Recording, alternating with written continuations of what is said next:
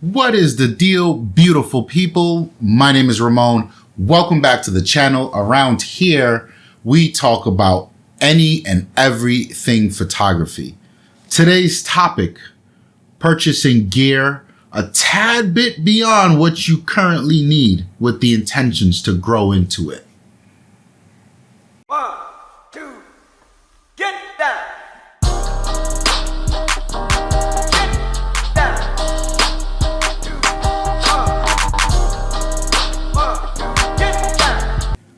So here's the context. Many years ago, when I decided that I wanted to go full bore into photography, at the time it was street photography, really. Yeah, and I started out with an NEX5T, a Sony NEX5T. A little, I don't know, it's kind of point and shoot size, but it's interchangeable, APS-C. It was a more compact version of the A6000 series. It was an amazing camera. I really loved that thing. But I decided, I wanted something a little more intuitive, a little more serious. And I purchased the A7II. The A7II at that time was brand new. And I went from let's call it a consumer level camera to a full bore professional camera. So there were a lot of cases where that camera was way more than I needed. It offered so much in terms of features, in terms of functionality, in terms of potential, way above where I was. And it was just about growing into the camera. That was my thought at the time.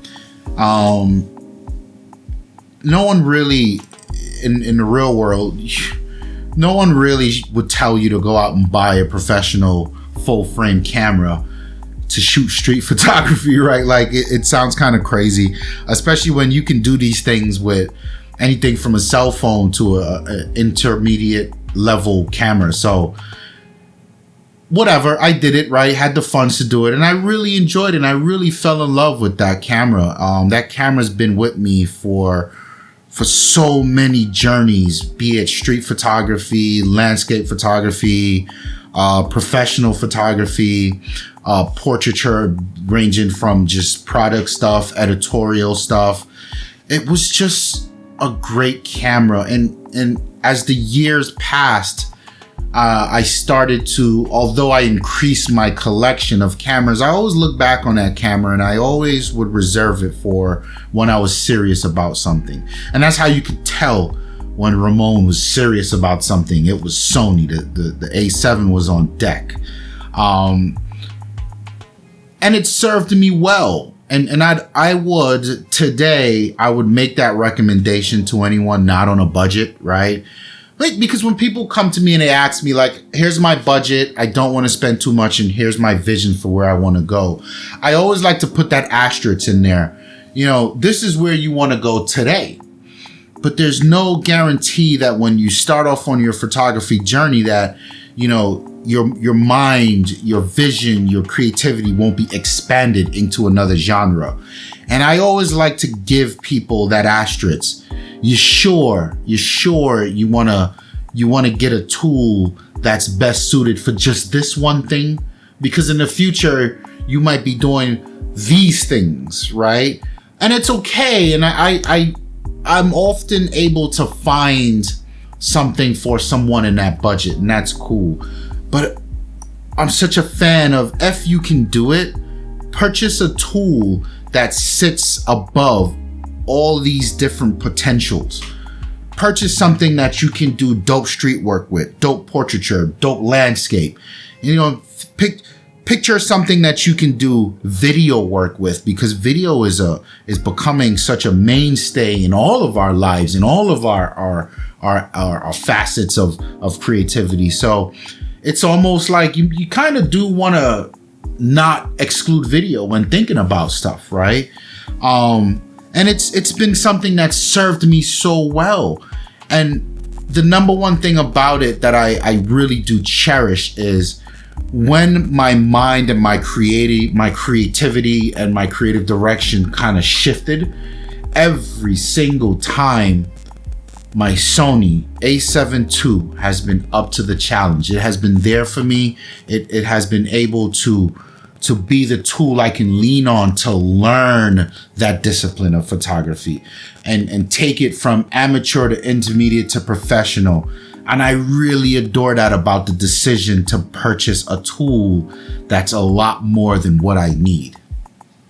And then there are some very down-to-earth things about it that served me well. And I know this because coming from my NEXT over to my A7 was a little bit daunting because I was used to going into menus to do things on the NEXT versus on the A7. Whoa, the exposure compensation is on a dial. Interesting. The ISO is on a dial. The aperture and shutter both have their own dials. Whoa, this is like game changing, right? And this goes hand in hand with allowing you or not, let me say it this way. This goes hand in hand with not hindering your performance when trying to learn a new discipline. It more so allows the camera to be a tool of use versus a tool of, I need to adjust my f-stop. Like, damn, how do I do it on this? You're like, no, it's on a button. Boom, boom, one click. Every click is a half a stop. Every 2 clicks is a full stop. Like, it really aids in helping you become that creative person that you're seeking. So, yeah, a lot of upsides to that. Before I proceed, some housekeeping. If you liked the video thus far, please feel free to hit the like button. Browse around the channel, look for some other videos that you may like. If you like those as well, I always say give me 3 videos and hit that subscribe button. I'd love to have you as a member of the community. But I have a question for you. Have you actually done this? Have you purchased a camera that you know is way more camera that you need, but then it just turned out to be beautiful and it's still your number one to this day? It still rocks out with you. Or maybe it's the opposite. Maybe you didn't and you wish you did. Hit the comment section down below. Let's continue that conversation. You know, also part of this equation is, even though the camera was a bit above and it allowed me to grow, it allowed me to really learn the downsides of the camera, right? So things like the A7II wasn't the greatest camera in general when focusing in low light, right? So street photography at night can be challenging. Event photography, professional event photography in low light is challenging, right? So you kind of learn these things about your camera. But even though there were limitations of a camera that was far beyond what I needed, understanding that and learning how to overcome these limitations really put me in a place to have a solid foundation of how to troubleshoot with any camera. And if you guys know me, you guys been around this channel for a while, you know I have so many different cameras from so many different camera systems, and I quite enjoy using them all. But it's my A7 that really allows me to take my technical know-how about troubleshooting and exposure and troubleshooting the downsides of a camera and apply them to any other camera system.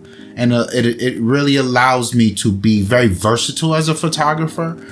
So today, one of my things that I'm really quite proud of is I can pick up any camera from any manufacturer and get the job done, right? Like that's something that I really have to credit my decision to purchase something that is far beyond what I need and learn it and come into it.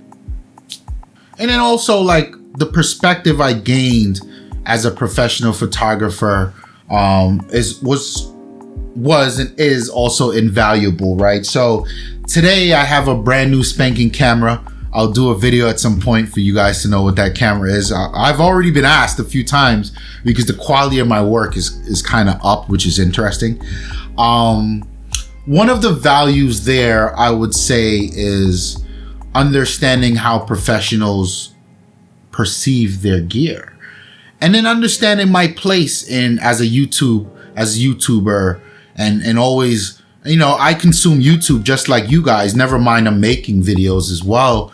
You know, the new Sony this, the new Canon that. I was like, oh, but it does this and it does that. And all that stuff is cool, but understanding like where that stuff lies in cool, need to have, must have for my business, right? Like there's this gradient of, yeah, it would be nice to have eye autofocus for my events, but you know, I can get the job done. I have been getting the job done.